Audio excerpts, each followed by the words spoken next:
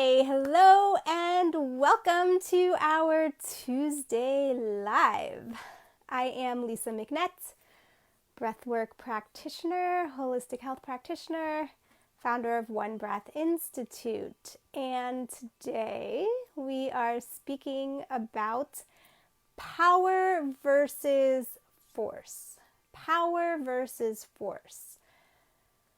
One of my favorite subjects, and not necessarily the easiest to discuss either. So welcome as you are joining in.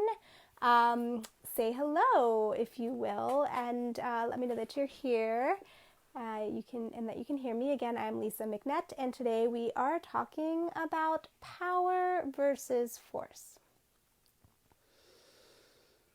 And really, we're talking about our consciousness, the consciousness of humanity and humans, and how and why we do things, and how we can be more effective, period.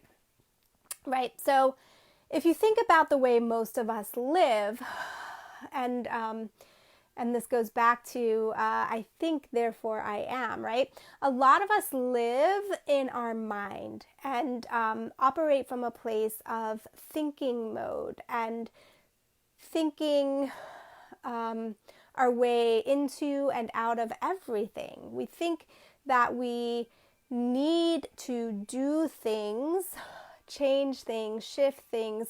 It's all coming from a place of I need to do something, right? Thinking.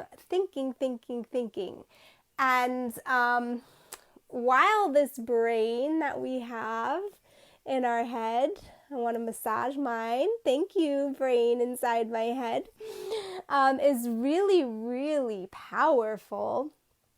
There is a difference. We can use it to be more to our benefit. There's a more powerful way to use our mind than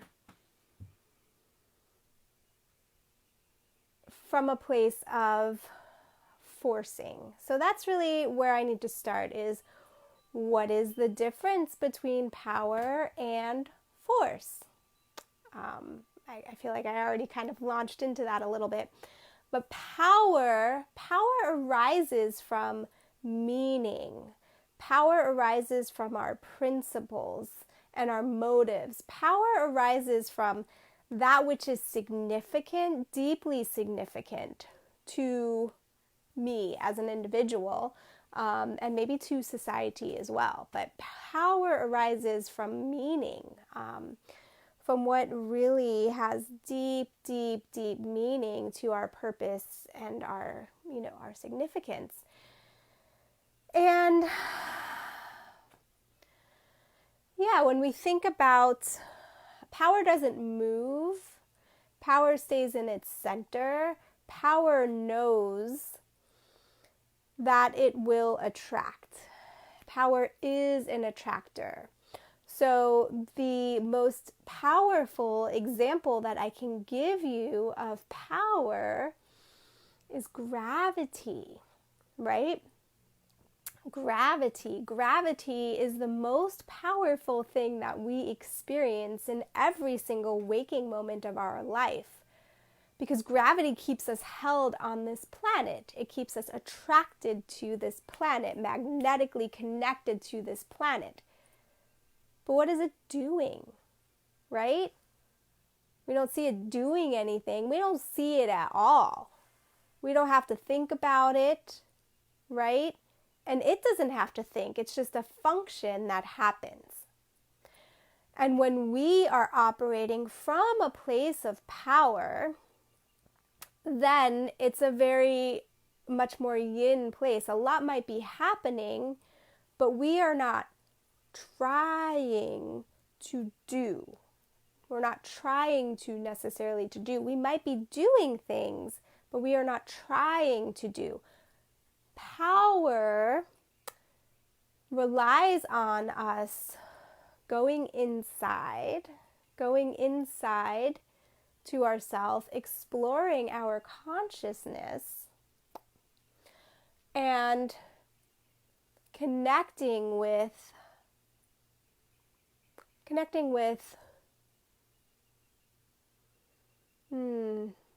what's ready to flow, connecting with what's ready to be attracted. So, I first came across this concept really in the work of Dr. David Hawkins, and he wrote a book called Power versus Force. And I read this book when I was in massage school around 2008.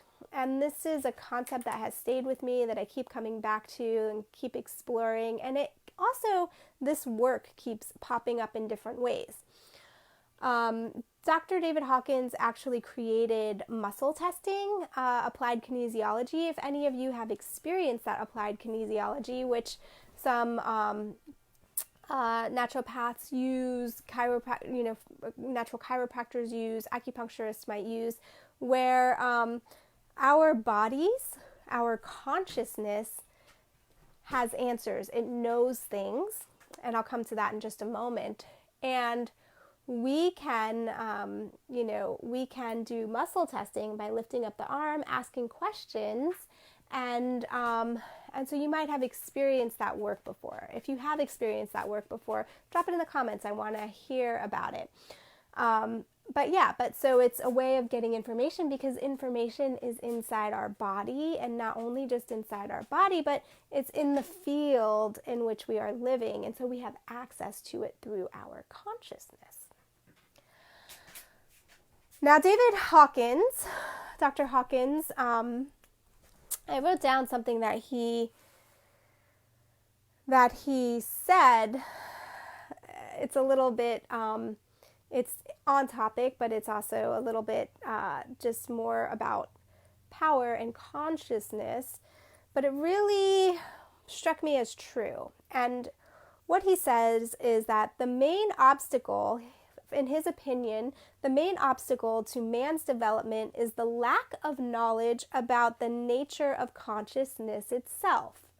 So we have a lot of knowledge, we have a lot of information, but we lack knowledge about the nature of consciousness itself. And he goes on to say, if we look within ourselves at the instant-by-instant processes of our minds, we would soon notice that the mind acts much more rapidly than it would acknowledge. The mind acts much more rapidly than it would acknowledge. It becomes apparent that the notion our actions are based on thoughtful decisions is a grand illusion, right? We oftentimes think our notions are based upon thoughtful decisions. And he's saying if we were to look at the mind and how the mind operates, we would see that that's not necessarily the case. The decision-making process is a function of consciousness itself. So the decision-making process is a function of consciousness itself. The mind makes choices based on millions of pieces of data and their correlations and projections, far beyond conscious comprehension and with enormous rapidity. So for me, this makes perfect sense because I have an understanding, and for those of you who are also have an understanding of the physiology of our body and the way our nervous system works, or even intuition, what we know is that we are making decisions based on every experience that we have ever had. We are affected in any moment by every experience that we have ever had in our life. We hold on to, as we develop, memory is stored inside our body and our nervous system. We learn how to operate in the world and how to be and what needs or wants to happen based on everything that we've experienced. And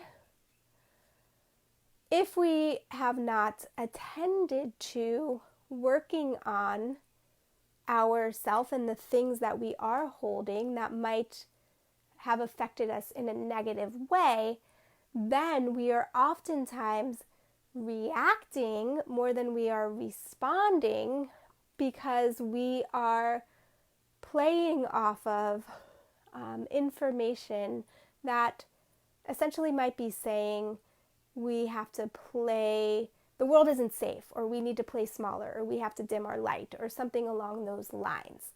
So we can sit around and think about something for a long time, and think that we are creating a decision based on thoughtful information. However,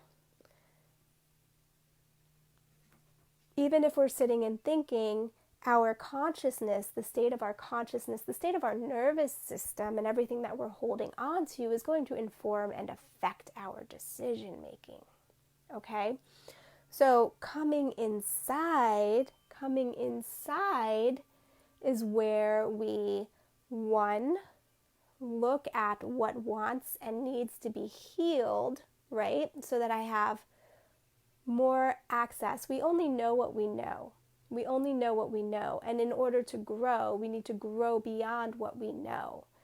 And in order to grow beyond what we know, we need to trust in some ways that we can. We need to stretch. Like we talked about a little bit in stress last week. We need to stretch ourselves a little bit. We need to stretch and then come back, and stretch and then come back. Establish our resiliency. And so all right, let me take a breath. Because this is a lot of information, and depending on where you're at, it may make sense and it may not make any sense to you. But an example of a person who acts from a place of power would be Mahatma Gandhi, right? Gandhi was a huge pacifist, and he inspired a whole movement by doing what? I mean, he did a lot of meditation. He refused to eat. He went on. He starved himself. He was in prison. He was a huge threat. He was such a huge threat, but he wasn't doing anything to be a threat. It was the power of his intention and his motives and who he was emanating. Okay? So let's talk about force for a moment. Again, I kind of opened talking about force, but force always, force is more yang. Force is like, I'm thinking I need to make something happen, or I need to push for something happen. And force is an energy that always creates an opposing energy to it, right? There's always an opposing energy to force. Just think of the word force. It is forceful. So there's always going to be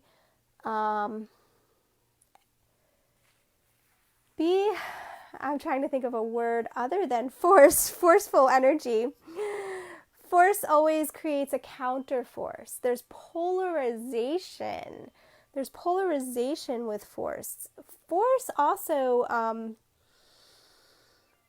requires a lot of energy, right? Requires a lot of energy. When we're forcing something, we have to build up energy and stamina and something behind the movement.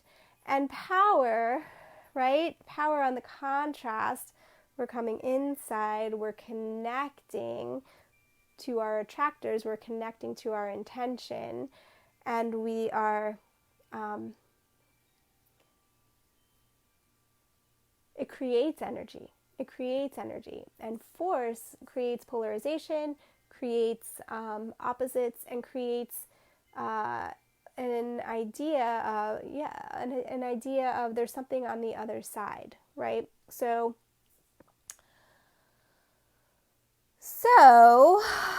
where do I want to go from here?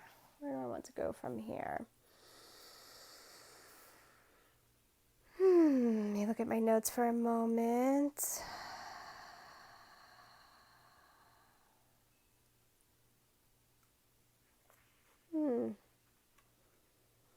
Yeah, power is total and complete in itself. It requires nothing from the outside, right?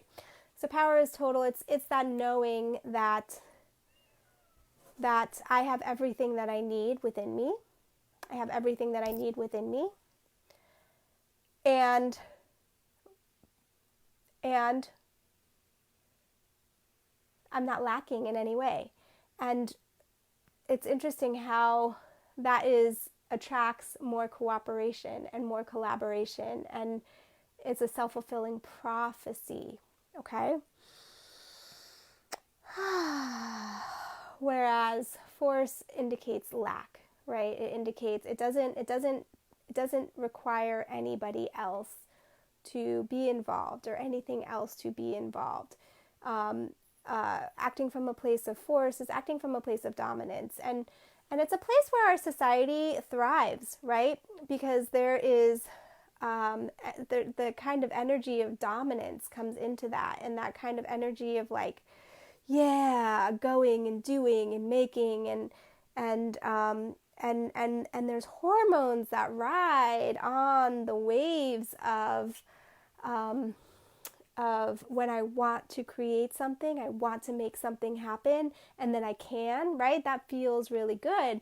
But then what happens when I don't, or there's exhaustion at the end of that because I've worked so hard to get there, or I fail, and then that brings up a whole nother set of feelings. So this is the place where we typically operate from in our society is a forcing, a doing, a very yang. And so that's why I'm focused more on the power aspect of this and consciousness aspect, because it's where we need to go as a society to grow. It's where we need to go as an individual to grow. And Dr. Hawkins also, he measured frequencies. And the bottom of the frequency is shame and fear. Those are the lowest, from like 0 to 25 or 50 are going to be like shame and fear. And then at the top is 1,000, and that's like, I can't remember if love is the very top, but love or God consciousness. And so with that being said, and his work has been compounded upon and further developed. But with that being said, when we come inside and work with our consciousness and heal our body and start to connect with all of the resources that we naturally have and our soul's purpose and intention and power being here, our vibration, our frequency rises, and we rise in our ability to be more creative and to be more loving and looking at people like Christ and the Buddha are like enlightened beings. They were beings that were at the 1,000, the top of this pyramid. Whereas we're not even going to go into that, but imagine, and why and how they were beings who focused on their internal environment, their internal consciousness. And so if each of us does this, if one of us does this, it helps raise the whole vibration and frequency for all humanity. And if we all start doing this, it's amazing where we can go as a society. So I think I've talked a little bit over time, but thank you for being here and sticking with me. Power versus force. And tonight I am leading breath work at 8:30 Eastern time. You can DM me for that link if you don't have it. One Breath Institute has free breath work on Sunday morning at 11 a.m. Eastern Standard Time. Get on our email list at onebreathinstitute.com if you are not already there. And our personal journey is coming up soon. We'll be sharing more information for that. I would love to take some of you through our personal journey and even our facilitator training. Thanks and have a lovely day, and we'll talk soon.